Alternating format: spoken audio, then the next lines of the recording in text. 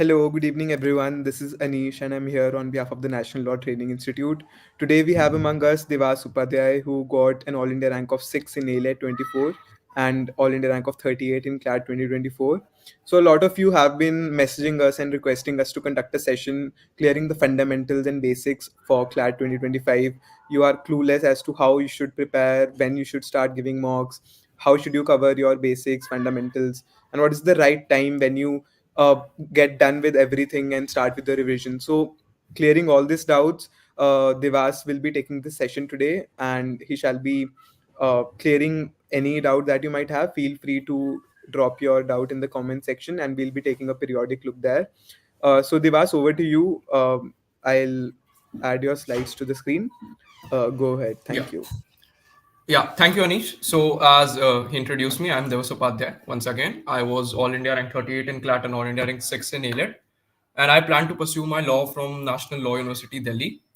So, I'm here to basically walk you through what your ideal journey should be for CLAT 2025, and we'll begin from a very grassroots, from a very fundamental level, the paper pattern, your basics for every section, and then move on to other advice. So I'll just start here. So this is the overview of what we will be discussing today. First is the foundation, where we'll discuss the paper pattern. We'll take up each subject individually and discuss the sources, your strategy, everything for that particular subject, so you have a base for what to do next.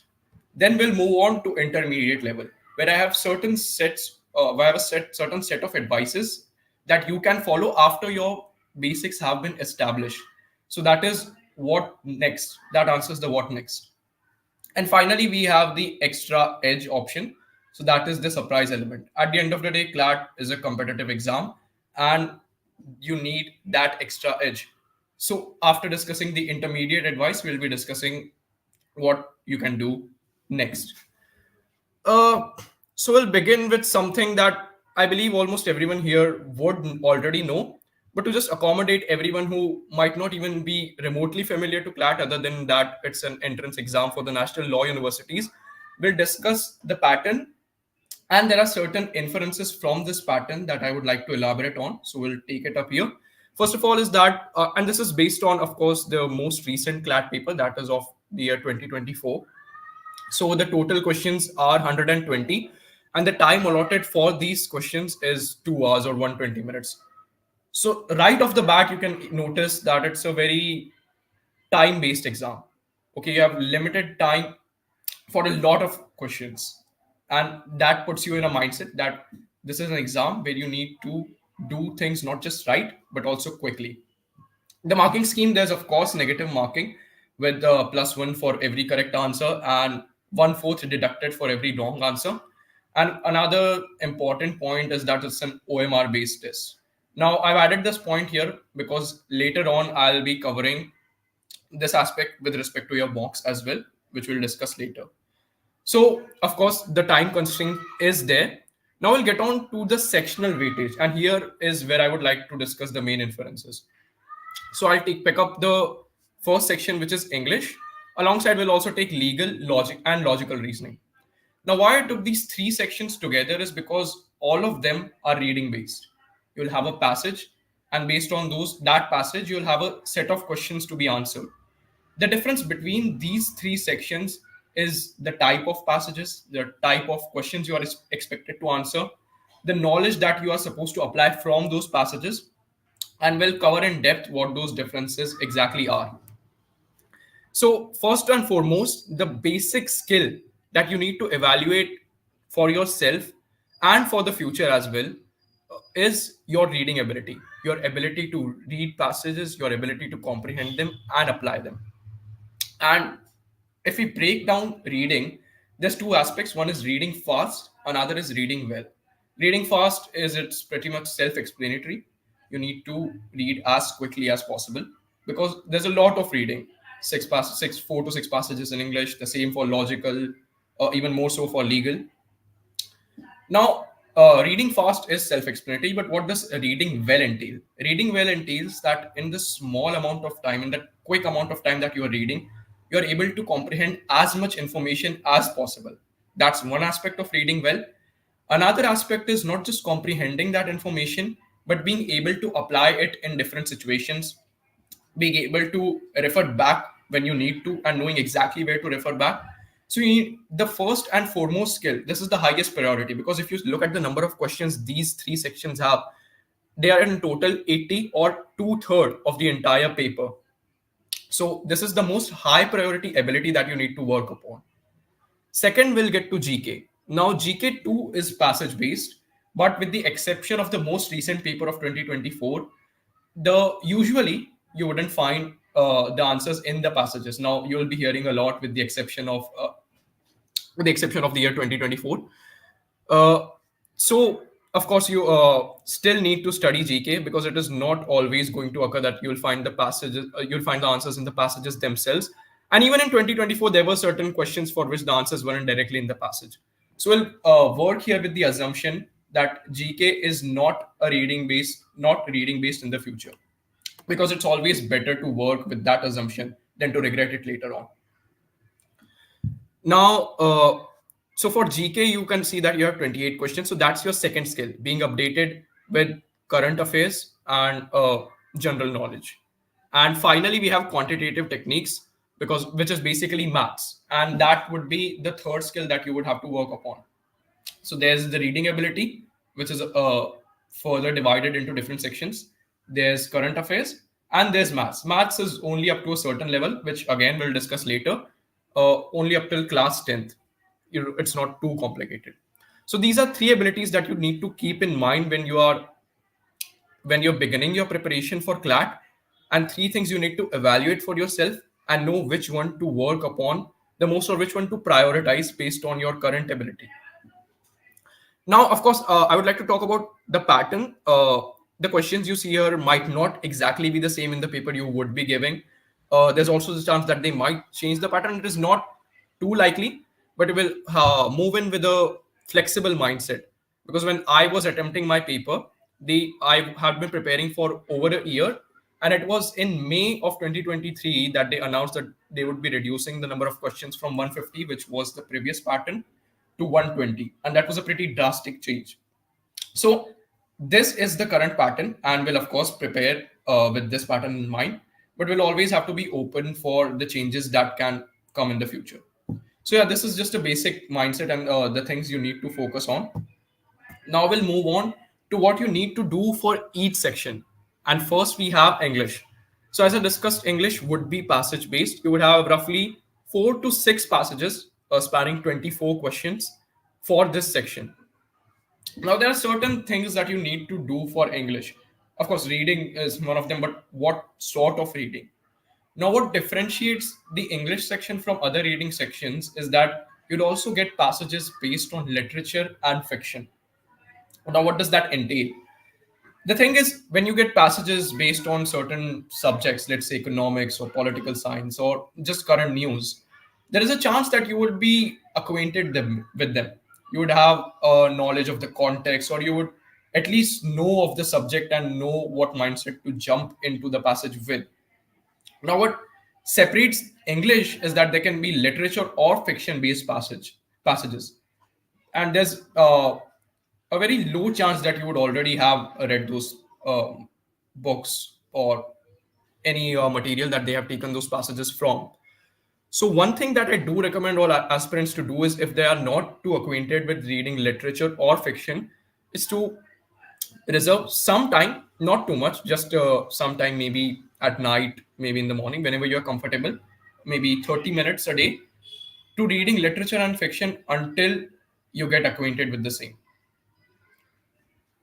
Now, what this also helps, because literature passages can be very vague in nature, and to jump right into them to be able to extract what they are trying to convey can be difficult if you're not uh, familiar with them already.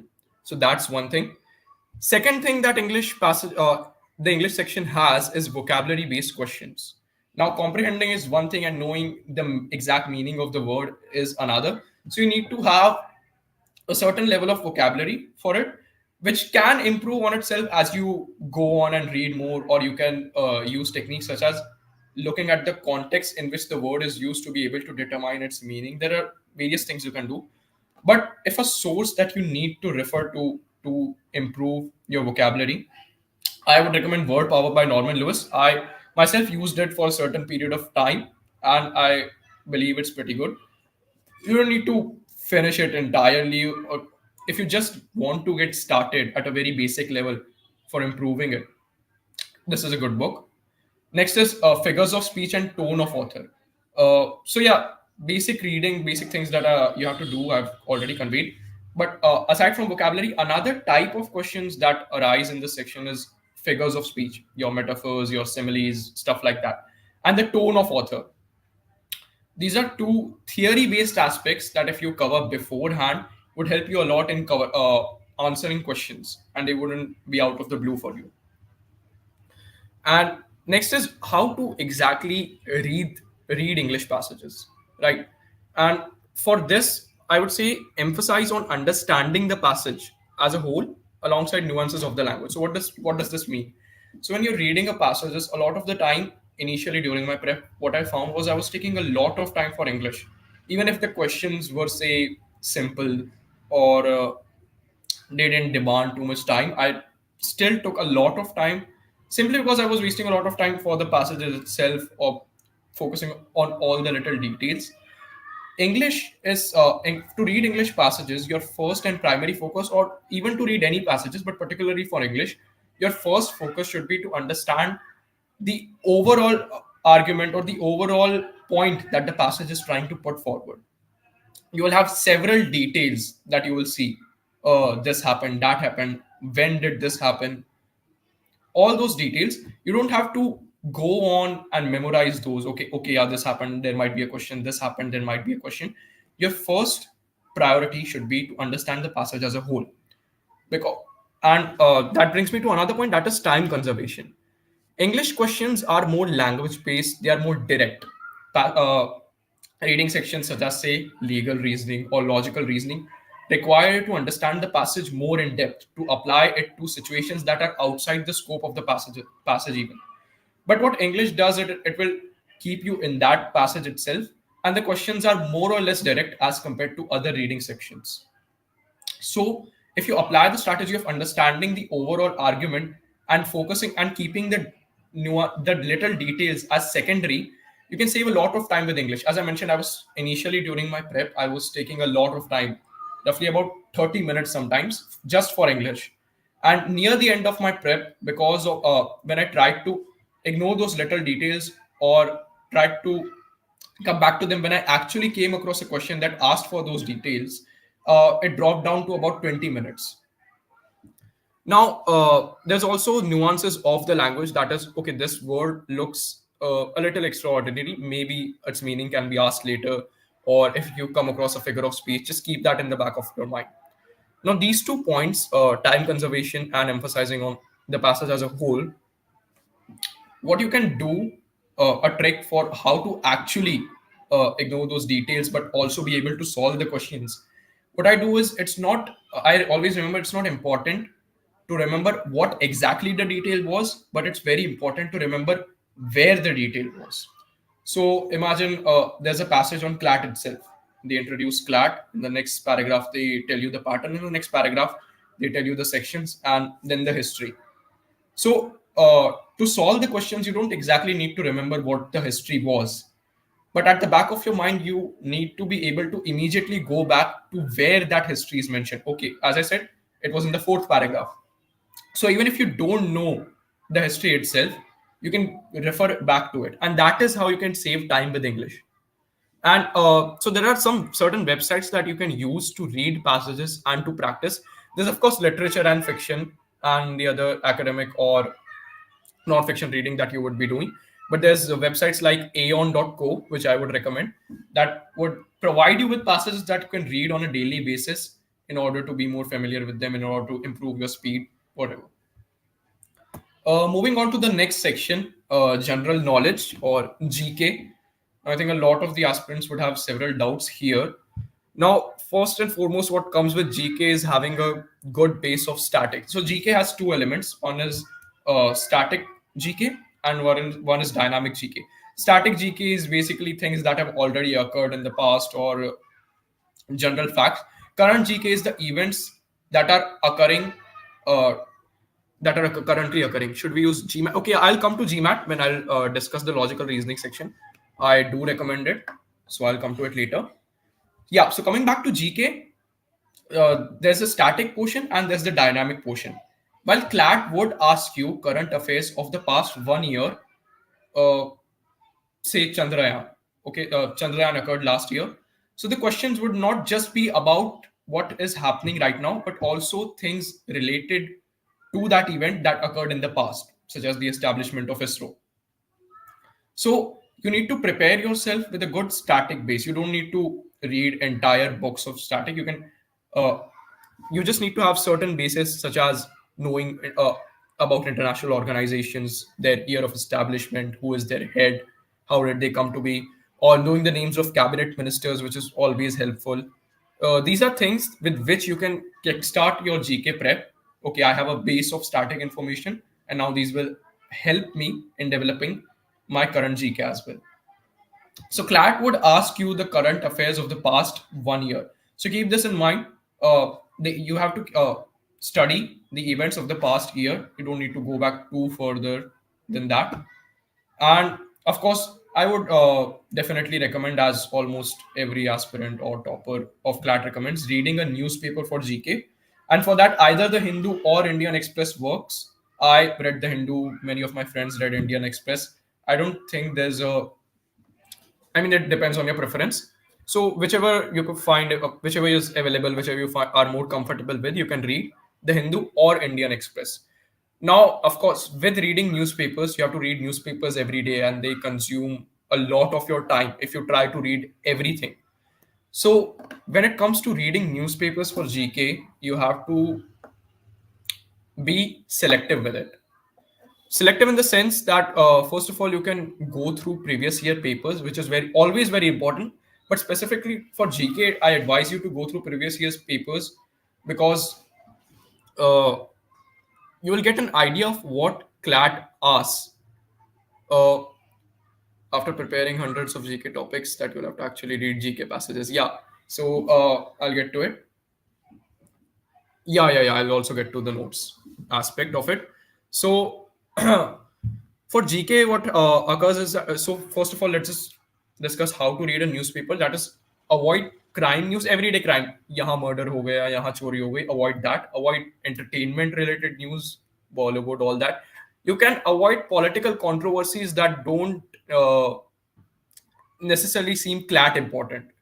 For example, some minister spoke something negatively about another minister. But then there are political controversies that may be CLAT relevant. For example, the Shiv Sena split that occurred. So just keep in mind to avoid certain kinds of political controversies while reading a newspaper. So when you eliminate these elements from your newspaper reading, it makes your newspaper reading more efficient. Second thing that would make it more efficient is focusing solely on objective information. That is, ignoring the opinions. You don't necessarily have to ignore it, but also don't have to memorize it. So opinion based things are not relevant for CLAT. So you have to focus on factual information that is relevant to your current affairs, not the opinion based information. And yeah, here is coming to notes. So notes, I would recommend. I didn't personally make notes. I also know many people who did not make notes but were able to clear CLAT. But it's also something that makes it easy, because I was also pretty stressed out about not making notes. So if you can make notes, it's good. But if you can't, there are compendiums. I'll also come to those. So how to make notes is simple. After you have gone through the previous papers, after you have identified what kind of topics are crucial for CLAT, what you can do is, when you identify a topic in the newspaper, you can go online, research about it, and note it down. Now, as Aditya asked, it gets very hectic with school. Yeah, I understand. I was a school student as well. So, one advice that I've gotten regarding making notes is that stick to one page per topic. Just stick to one page per topic, write whatever you can just on that page. Try to make them very short, only factual information, as I said. And what that does is just makes it more efficient to make notes. You don't have it in the back of your mind. Okay, yeah, मैं ये भी add कर सकता हूँ, मैं ये भी add कर सकता हूँ. You will always have the need to add more things. Just try to stick to one page per topic, so that you don't actually waste a lot of time. So yeah, after I prepared GK section, I saw the GK passages in CLAT 2024. It did disrupt my flow, but I was able to get back to it. Yeah, it was worth studying GK because it helped a lot in AILET. Even if it didn't help in CLAT that much, it helped a lot in AILET and got me the rank that I did. So yeah, it's always worth it to study GK. At the end of the day, you don't know what happens with CLAT. See, it's better to having studied GK and then CLAT doesn't ask it, rather than you did not study GK and then CLAT asks it, and then you end up losing out on a college. So just keep that in the at the back of your mind. It can get hectic knowing the unpredictability of the section, but it's always better to prepare. Now this is I believe is a very important advice, is that always pair newspaper with a compendium. See, when you go through newspaper, it keeps you updated. You might be making notes, you not might not be making notes, but reading a compendium is assimilating all that information in an organized manner.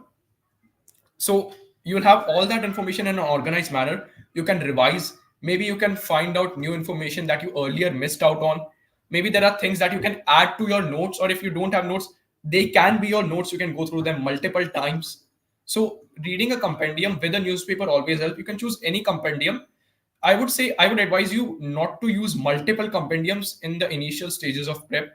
When you feel like you have gone through maybe one or two compendiums too many times, and you know those things, and you can explore other compendiums to research topics that you have missed out on, you can use those at a later stage of your preparation. I would recommend using Weekly Manthans and CLAT Express. Those are compendiums that I believe are pretty good. So you can pair those with your newspaper reading, and on a regular basis study those. Okay, I'm not going to analyze you because of my personal career aspirations. Delhi is a more suitable city for me, keeping those in mind. Yeah, newspaper doesn't cover those details, Rudaksh, as very rightly said. Compendiums do the research for you as well, that you may not have done yourself or may have missed out on. And so a newspaper one newspaper plus one compendium at the beginning. After you get comfortable with your compendium, with your own notes, you can explore other compendiums as well. Next is a revision schedule. So another great advice that I have gotten regarding revision schedule is that always go backwards when you are revising for GK. That is, suppose it's, let's assume it's May right now.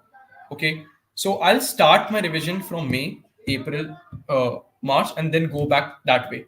You can have one weekly revision schedule, like, okay, I'll revise this week's GK on Sunday, and one monthly, I'll revise this month's GK at the end of the month. And with that, you can go back towards all that you have covered. You can make a schedule for yourself the way you are comfortable. Okay, I want to cover for 1 week first, then for a month, I want to cover for the entire month for 4 or 5 days. That depends on you, but having a revision schedule is essential.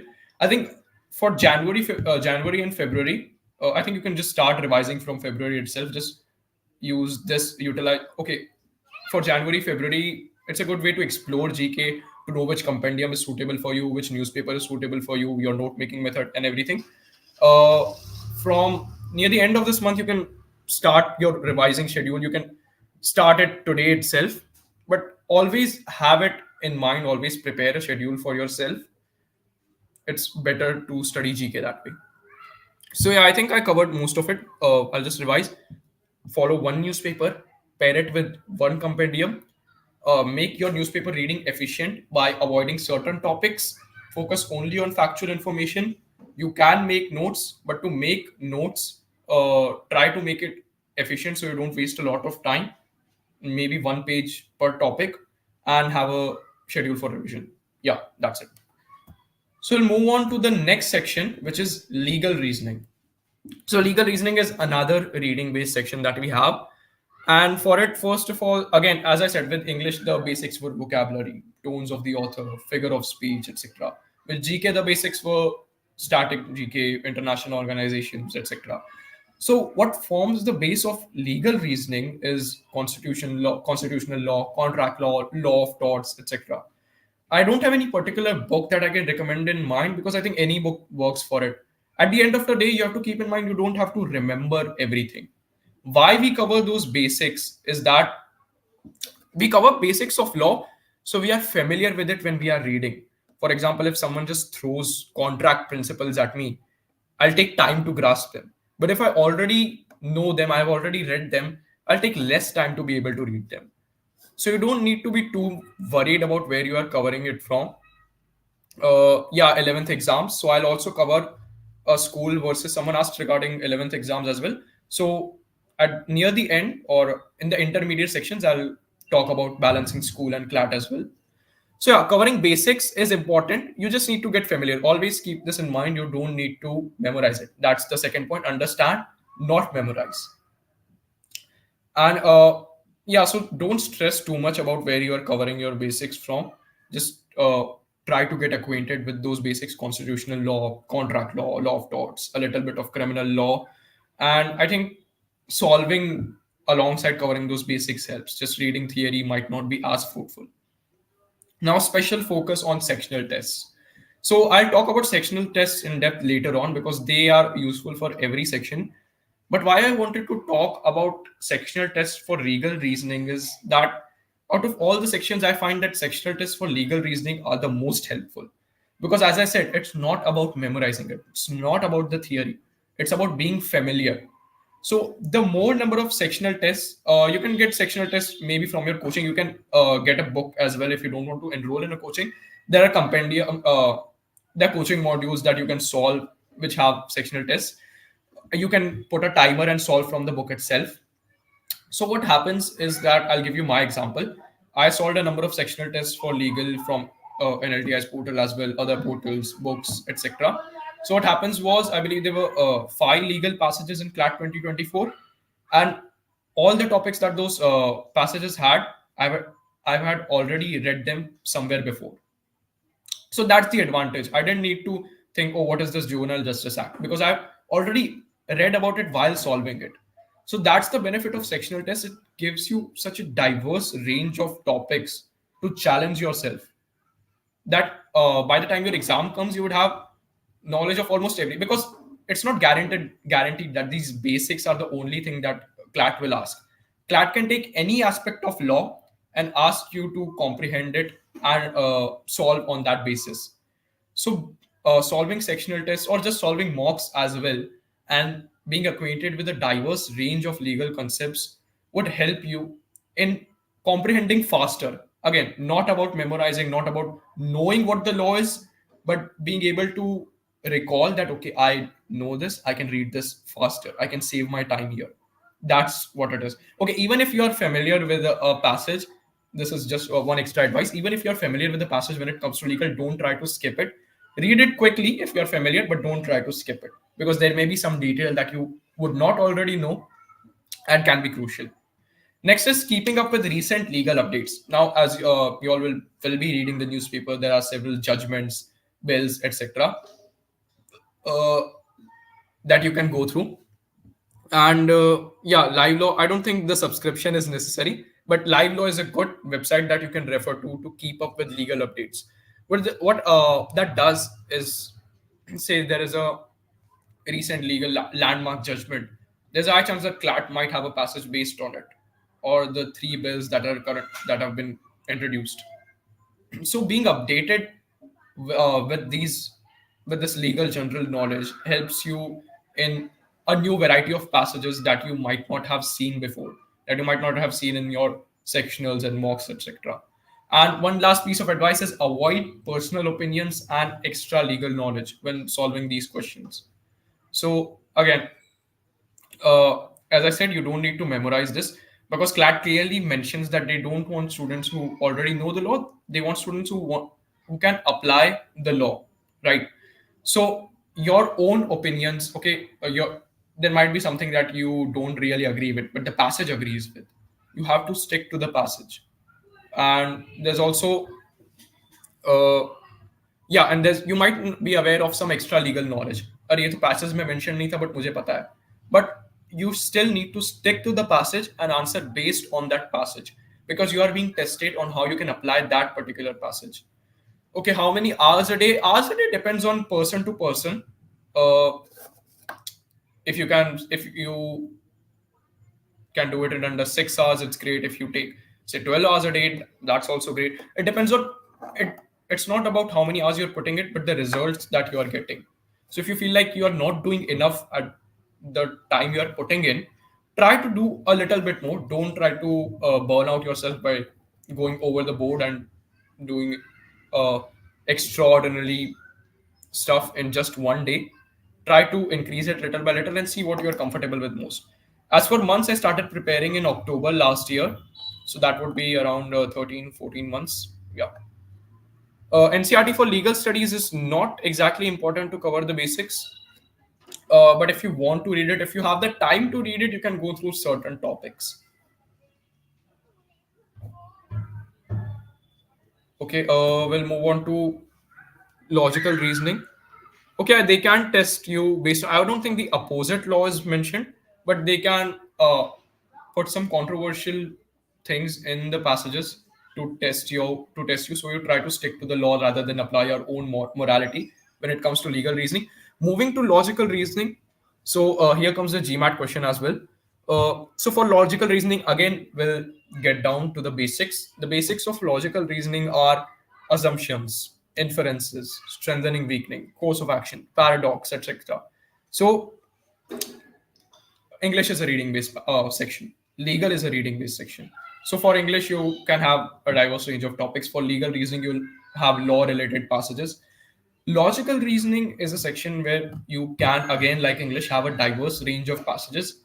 But it's different because the questions that are asked here want you to understand the argument of the author and analyze that argument and apply that argument in different sorts of situations. So it's not just about what's in the passage, it's about what's in the passage, how can we use it, how can we distort it, everything around that. So there are assumptions, inferences. You first and foremost, you need to understand what those are. You need to and then you can solve it, of course. So you can use any, again, you can use any coaching module for it, or a teacher maybe in your coaching. So just understand these basics and then we'll get to solving. Okay, so I think reading, for example, for English you can read literature. For legal, you can read live law. Logical reasoning, I believe editorials are a very good source of being familiar, of getting familiar with passages of logical reasoning. And that is because editorials have arguments about things that are occurring in our country, things that are occurring beyond our country as well. And editorials present their own viewpoint. So when you're reading an editorial, always try to ask yourself, okay, what is the author of this editorial trying to convey to me? How can I analyze these arguments with the concepts that I have learned in mind? So, as I said, I recommend only reading one newspaper so you don't get distracted by various sources or you don't waste a lot of your time. But when it comes to editorials, you can use multiple newspapers for editorials because it's just one section. It's the most bulky section, yes. But if you want to practice logical, if you want to just be familiar with the kind of passages for logical reasoning and challenge yourself by looking at what the arguments of these passages are, newspaper editorials across various newspapers can be used. Now, again, focus on the main argument and how the argument works and alters with situations. So it's not just about knowing what the argument is, it's about how it works. Okay, what proof is the author presenting you for that particular argument? Is there any problem with the author's argument, not based on your opinion, but based on, say, lack of proof or a logical fallacy? And how, when I apply different situations, the argument changes. And this is basically your basics of logical reasoning: the assumptions, the strengthening, weakening, the course of action, inferences, etc. So that is the mindset that you should go with when solving logical reasoning. Now, logical reasoning is a passage where you will find the most ambiguity because for when it comes to logical reasoning, for the most part, not always, for the most part, it's not about what is wrong and what is right. It's about what is correct and what is more correct. Let's take the example of a strengthening and weakening question. Strengthening and weakening questions, for those who don't know, is we apply different situations and see whether the author's argument will be strengthened by this, or what option will improve the author's argument, or the converse of it when it comes to weakening. So there will be a lot of ambiguity because you may apply a certain form of logic and then think that, okay, this makes the author's argument more powerful, or this does not make the author's argument more powerful. But so what you have to do is, there's ambiguity and it can be frustrating at times, but try to analyze every option when solving. It's not about correct and wrong. Sometimes it can be about correct and wrong, but not always. Sometimes it's about the correct option and the more correct option. And you have to opt for which logic, which option requires you to apply minimum conditions. Okay, I don't have to think too far to be able to make this option work. And which option seems to be the best of, sometimes it's the case of the best of the worst. So always keep that in mind. Now, GMAT and LSAT. So don't solve GMAT and LSAT maybe, but don't solve GMAT questions right off the bat. Try to establish your basics first. Try to solve sectionals or other modules first, and then try GMAT and LSAT passages, because they are of a higher degree. At the end of the day, they are not for undergraduate courses or for CLAT even, but what they help you is make you acquainted with a higher sort of difficulty, and they challenge you, they make you think out of the box, and it's just a good source. When you're done with the basics, it's a good source to go out and explore material that is beyond the scope of CLAT. So even if CLAT makes a very difficult section, you can still be solve it. So GMAT, if you're solving GMAT, ensure that your bases have been established first, and secondly, start from a lower level. So GMAT has levels 400 plus, 500 plus, and so on. Start from a lower level and then work your way up there. But again, of course, after your basics have been established. So that was logical reasoning. And now I'll come to quantitative techniques. So quantitative techniques is maths. And again, the foundation here is, okay, as I said, uh, CLAT does not expect you to know calculus or higher grade maths. They just expect you to know maths of until 10th grade. And even then, it's very less likely that they'll ask you core concepts of mathematics. Rather, it's about interpreting data, because even the section of maths is passage based. They'll have a passage, and based on it, there will be questions. So CLAT's main focus is data interpretation. Okay, but there are also mensuration questions have been asked in the past. I'm not saying completely forget everything else, but this is what your first focus should be. Now, the foundation for quantitative techniques is percentage, fractions, ratio and proportion, mixture and allegations, speed, time, and distance. They help you to analyze data to solve based on these concepts. And these are concepts that you can apply to almost all kinds of passages. It's a very basic form of maths, if I do say so myself. Now, again, concepts beyond class 10th are not needed, so you don't need to stress about them too much. Okay, you don't need to worry, oh, इस mock ने ये पूछ लिया तो क्या पता आ जाएगा. Doesn't happen with CLAT. So don't worry about it too much. Data interpretation questions, again, as I mentioned, first establish these bases. First of all, how percentage works, how fractions work, ratio and proportion, and maybe if you aren't from a maths background. My score in CLAT 2024 maths was 10.75 out of 12. I got one question wrong in hurry. So yeah, establish these bases first. You can again use any book or just videos online from YouTube. Now, fear and fact. Now, this is what I was coming to. As I've already established, you don't need maths of a higher grade than 10th, and it's not too difficult to be able to solve. But what I've seen with aspirants is, even when I was preparing for CLAT myself, what I saw was a lot of people were simply afraid of maths, even if they could solve it, even if they could solve maths, even if they were completely capable, there was just this ingrained fear of maths in them, and they weren't able to cope up with it. They were just left the section. They didn't even consider it. Always and always consider all sections. You never know what will happen with the paper, even if you're extremely great at reading and GK and you think you will get full. Still consider every section while preparing. And I've always so I've always recommended it that just give a shot to maths, even if you're afraid of it, because most of the time, almost 99% of the time, it's not going to be as difficult as you are considering it to be. So just do give it a shot. Do not be afraid of it. And even if you are bad at it, you have time to improve. And so yeah, some sites that I personally used, there's smartkira.com. So I used this. What happened was I was spending a lot of time for quantitative for QT, and I wanted to speed up the time that I was spending. So what I would do is I would take a set, take two set, put a timer, and solve it from these websites. So what that helped me was trying to manage my speed, trying to see my thought process. Always use a timer, of course, and it always helped. It helped in the long run. Yeah. And coming to time management, very crucial for maths, because the thing is, if you start solving it, that you may even end up spending half an hour, 1 hour. So there's no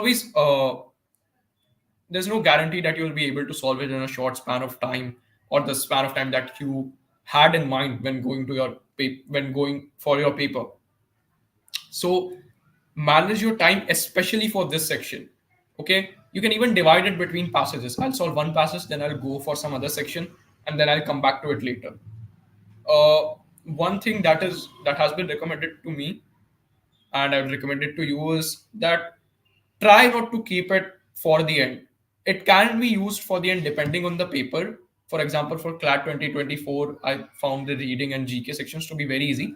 So I thought, okay, I'll keep maths for the end.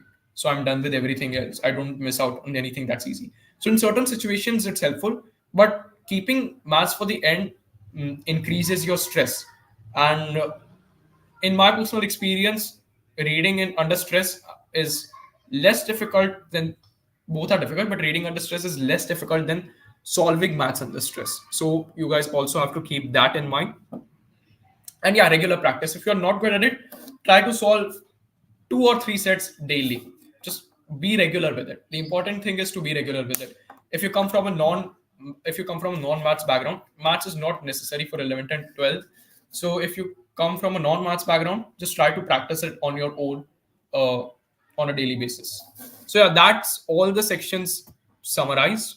We'll get to AILET specific information as well, because two of the sections are the same. So I'd just like to cover AILET here as well. So there's English, of course. It's the same as CLAT.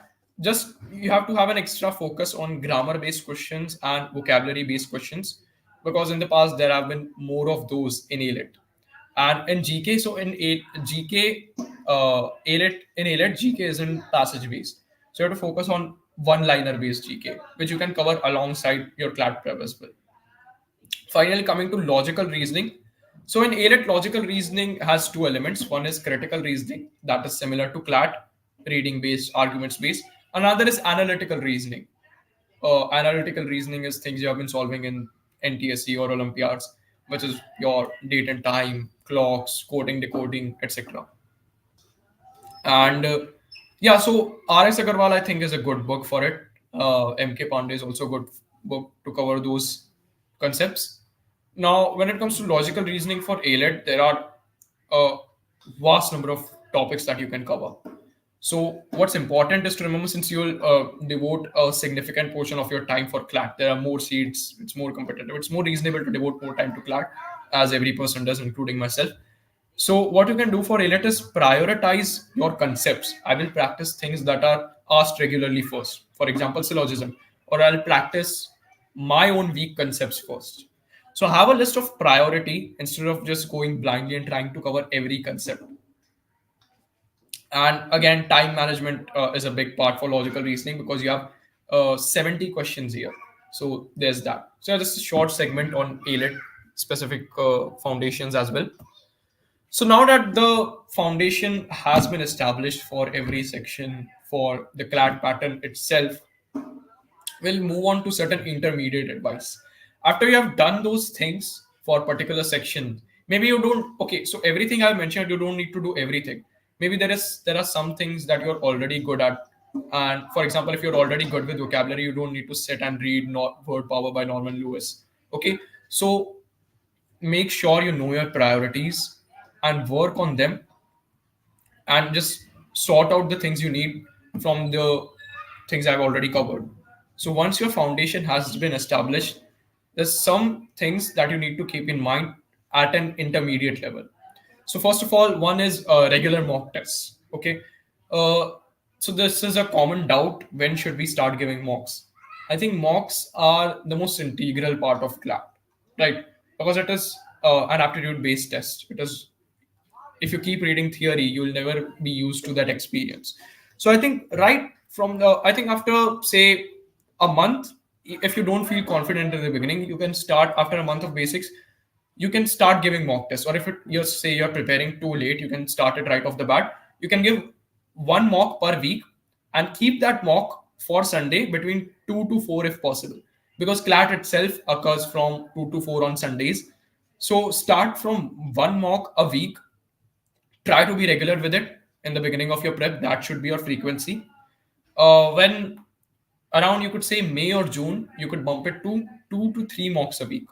You are used to mocks, your basics have been covered, and now you're just trying to establish a consistent score. You're trying to improve your score. Then I think you can increase the frequency of your mocks to 2 3 a week.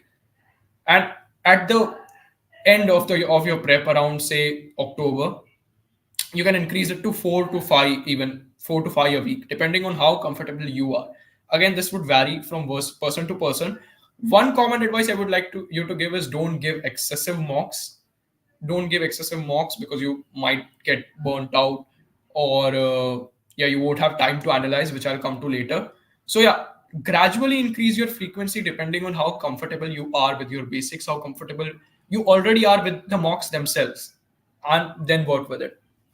But yeah, to me, what's ideal is one mock per week. And yeah, try to give your mocks from 2 to 4, so your brain is gets used to being active during those particular hours. So yeah, one mock a week to, yeah, 80. If you haven't done any preparation, 80 is a decent score. You can just go focus on your basics and try to improve. But yeah, I mean, for a first timer, it's a decent score. Uh, so yeah, from one mock a week to 2 to 3 to 4 to 5, and always use OMR and practice with offline mocks, because yeah, this is what I was mentioning in the beginning, is that CLAT is a pen and paper based test, right? So you always should ensure that you're using an OMR and are giving mocks offline. If there's some situation where you cannot give a mock offline, online works as well, but try to be regular with offline mocks. Good online coaching, I think all of them are good. Coaching is not. I'll come to it later. Yeah, I think anything that you yourself find comfortable would be good. Uh, so yeah, coming to OMR, always use OMR for your mocks, because a lot of the times what happens is, if you're not used to OMR, you'll face problems in the actual exam, or you'll start messing things up in your prep itself and get under and become underconfident. So yeah, there's that. Next is a very crucial detail, and that's time strategy. Time strategy is basically, before you give a mock, have an idea of your have an idea of how much time you're going to devote to each section in mind, and that is to be done before the mock itself. Okay, so CLAT 2024, since you're all discussing the scores, I would say, don't rely, first of all, don't rely on scores of your just first mock itself. Ki meri ability kya hai. It's not about what you started with, it's about what you're going to end with. Okay, so right now your aim should not be the score, should not be okay itne score pe itna college milega. Right now your aim should be to be clear with the basics. Your aim of giving the test should be to be familiar with what kind of a paper it is, or the decisions you make during that paper, not the score itself. uh, so yeah, uh, coming to time strategy, you have to be sure of how much time you're going to devote to each section, and that depends on, again, your priorities. uh, okay, a good one, I'd say CLAT 2024 is a very controversial paper to judge what a good score is, but I think around 90 plus was on top 1000 rank. But again, I would say give more papers to be able to judge your scores. Yeah, so coming to time strategy, again, just be depending on your priorities. For example, I would give 5 minutes for OMR filling and just going through the paper, which is helpful if you go through the paper in the beginning. 20 minutes for English, 25 minutes for CR, 35 minutes for legal, 15 to 20 minutes for maths. And I would, near the end of my prep, what I would do is leave 5 minutes as buffer time. That, okay, if something unexpected happens during that day, I still have that extra 5 minutes that I didn't take into account when I was solving papers. So just solve papers, decide what time strategy you're going to use based on how much time you're taking with each section. You may be really good at maths and don't take too much time. You may be too good at reading and have a lot of spare time for maths. So based on that, you can decide your own time strategy, but always and always have something in mind. You don't have to stick too rigidly on that time strategy. You can change it based on how the paper is, based on the difficulty, the length of the passages, the pattern that is asked. But having something at the back of your mind and being able to modify it is better than having nothing in your mind and making that choice right on that day. So plan, go, and then modify. Next is the accuracy versus attempts debate. So first of all, I think your focus should be to not just increase your attempts but also to increase your accuracy, right? So I think first of all you can try to just solve the paper, try to see, because it's a time based paper. So first you can focus on being comfortable with solving a good portion of the paper in the given amount of time, and then you can also come to your check your mistakes, decide how you can improve upon it, and try to not make those mistakes in the same amount of time. So yeah, this again depends upon you, how well you can, in how short span of time you can finish the paper, what is your current accuracy, etc. Then there is mock analysis, which is very very important. There are various ways you can analyze a mock, and after giving a mock you should always analyze it, because just that raw score says nothing. What you did during that paper, going through your mistakes, going through the decision making that you did during the paper, is another important part. So for mock analysis, there are various ways to analyze your mock. One of them is a time consuming way, but if you're in your initial stages of prep, it can help you a lot. It is just reattempting the entire paper. Reattempting the entire paper and basically seeing, okay, reattempting the entire paper without time constraints. Did I make a different choice than I did during the paper? Why was it? Did my different choice impact my scores? Why was it? And just trying to see whether it was the pressure of time, whether it was a lack of conceptual knowledge, whether it was simply a silly mistake that led to your mistakes.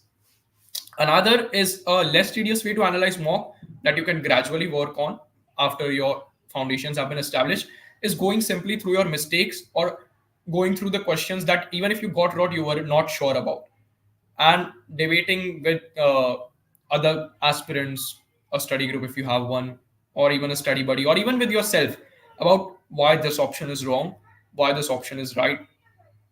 All of that, constantly asking yourself, just trying to form a different path of thought, a different chain of thought than one you are used to. Because at the end of the day, CLAT is not about just the right answer, it's about how you reach that right answer. So hearing other people's opinion, trying to think differently yourself, it can help a lot when it comes to mock analysis. So there's of course, I'll just recap mock analysis because it's important.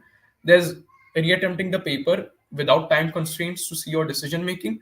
Second is going through mistakes and doubts uh, to form a different chain of thought. Next is sectional tests. I've already covered this in legal, but sectional tests are important.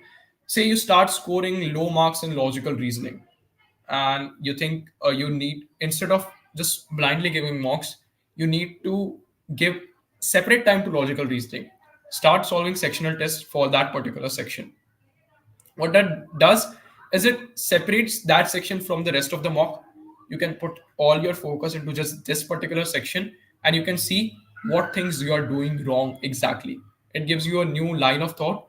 It helps you to evaluate better for your weakest section, or even if it's not a weakest section, if you think there's, you can just simply improve a section. Sectional tests are uh, really helpful, and you can analyze sectional tests as well, just like mocks. Next is study buddies and groups. These aren't really required, but it helps because, as I said, you get a different line of thought, you get a different perspective. You can share resources if you like. For example, okay, I have covered the Hindu, you have covered Indian Express. We can share some articles that we didn't get to read ourselves. So that's something that's helpful.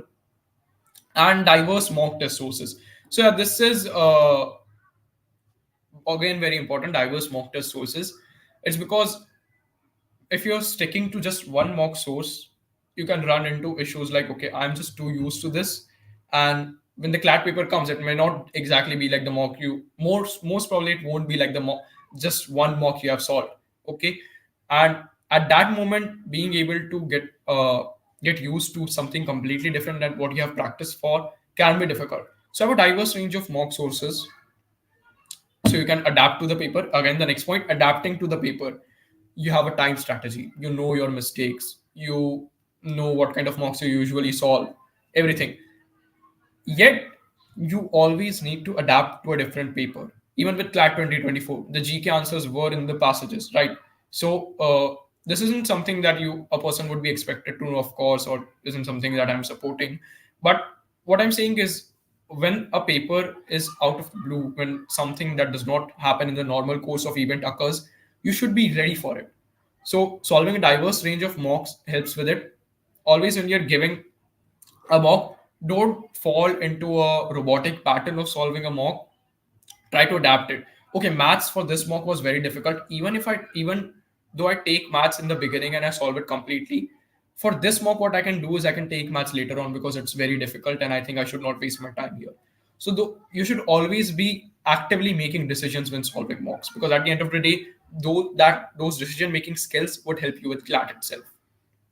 Next is the mental health aspect. I think we have talked a lot about syllabus, this, scores, that, but it's always important to be mentally healthy, to just go out, have some fun, relax, all of those things. Because CLAT, I'll say this again and again, is an aptitude based test, right? And even for tests that are syllabus based, the thing is, you just need, the very important thing about CLAT is you need to be mentally stable, not just when giving the paper, but throughout your prep. You need to be calm, you need to be composed, you need to be able to make decisions, you need to be able to not freak out during the paper. And those things are possible when you're not too stressed about things. If you're facing problems, try to analyze them, try to constructively solve them, but freaking out won't help them. And always keep that in at the back of your mind. Then coming to, of course, managing CLAT with school. So what I personally did was, first of all, you need to establish your personal priorities. For example, CLAT to me was at a very high priority. School was a priority, but I wouldn't say that high as CLAT. So step one, my personal priority established. Step two, when do these exams occur? CLAT occurs in December. My board exams, I'm currently still in 12th, so my board exams will be occurring in February. How will I be able to manage that? And based on that, I planned out. So what I did was, I would focus more on school when exams occurred. So I would still be in touch with everything that happened in school. Okay, I didn't completely give up on school. I still focused when exams occurred. So when it was extremely crucial for me, I tried to focus on school. And for the rest of the year, I tried to focus on CLAT. So I always had this back and forth. If you feel comfortable, you can have your own study routine, where I'll give this set of amount of hours to CLAT and this set amount of hours to school. So that's another thing you can do. uh, so yeah, these are certain things at an intermediate level that you can do after your foundation has been established. And will finally, that brings us to our last topic, that is the extra edge to your preparation journey, that being mentorship. So of course we have our basics for what to do for each subjects. We have how to when to solve mocks and all those things at an intermediate level. But then there are certain personalized doubts. There are doubts that arise that are out of the scope of this presentation of mine, and that can be resolved with mentorship. And I'll just cover the important aspects of it. I was a mentee of NLTI for the last 6 months of my preparation, believe, and more than 6 months, I believe. Yeah, and it greatly enhanced my prep. And a lot of the things that I'm sharing with you, a lot of the advices that I'm sharing with you, have been received by me from my mentor himself. So yeah, first and foremost is again aptitude versus syllabus. What that means, I've been saying this again and again, what that means is that experience matters more than just knowledge. Knowledge is important, but there's experience that comes with decision making, that comes with something you have already heard. Okay, this is how I can go further, this is what I can do. That matters more for this exam than just knowledge. It's not just your subject oriented knowledge or your theory, everything, but the decisions that you make, the people that you meet who share these decisions, they are very integral to this preparation journey. And mentorship is an important aspect because people who have been there, people who have been in your very place, who can empathize with you the most, are able to share their own experiences with you and guide you. Next is strategizing. Strategizing alone can, of course, be very, very tedious. You may not be able to see your own faults that someone else can. So, strategizing with a mentor greatly enhances your strategies, greatly enhances your ability to do better. And another important aspect, morale, as I covered the aspect of mental health before, morale is also very important because okay, there's your basic motivation, हो जाएगा ठीक है. But then there's the morale boost that you receive from people you admire, that you receive from people who have been in your place before, people who are at colleges that you want to be at, and they tell you that you can do it, they tell you that okay, it's possible. That's a different sort of morale boost that you will get. And morale is extremely important throughout your prep. And just to be able to do your prep, not for the exam, just to be able to do your prep, morale is very important. Then we have guidance versus misguidance, which is uh, so CLAT is so adequately popular, I believe, and there's a lot of misguidance out in the market. Okay, like everyone has their own advice they want to give to people. What this does is sort out that advice and give you advice from people who know what they are talking about. Okay, so just sorting out that misguidance and telling you no, just stick to this right thing is another very important aspect when it comes to mentorship. And then there's individual catering. I have covered several things here, but still many of you would have doubts that cater to your own individual needs rather than being the info that I have shared before. And individual catering to individual needs is possible, I think, only with mentorship, right? Even in classes, it's not that efficient, not possible to that higher degree, right? Then there's of course peer network. It's not the mentor himself, but it's the mentees that they are associated with, right?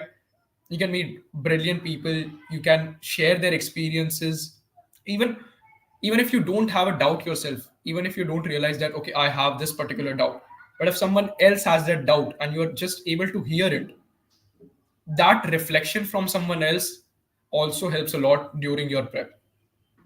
Then there's the element of accountability. You'll lose morale, you will be tired, you will be frustrated a lot during your preparation journey. And having that accountability, no, I have to be able to answer to someone. I have to study because I need to answer to someone about what I am doing. So having that element of accountability is another huge advantage for mentorship. And there's finally, of course, college oriented advice, which is good for your morale before the prep. It's good for your uh, say preference list, and it's also good after you're done with your exams, right? What college to pick, the pros and cons, because you will be asking the people who have been there. And when I was facing the dilemma of NLS Bangalore versus NLU Delhi myself, this element helped a lot for me as well. So yeah, these are some significant advantages of mentorship that I would want you guys to consider. So yeah, that's about it. We have covered the basics of CLAT preparation. We have covered uh, what you should do after those basics have been established. And yeah, finally, we covered the aspect of mentorship, that is the extra edge for your preparation. So I think that is it for from my end today. And I wish you all Best of luck for your respective exams for CLAT and AILET or and other law entrances. And I hope you all do well. Thank you very much.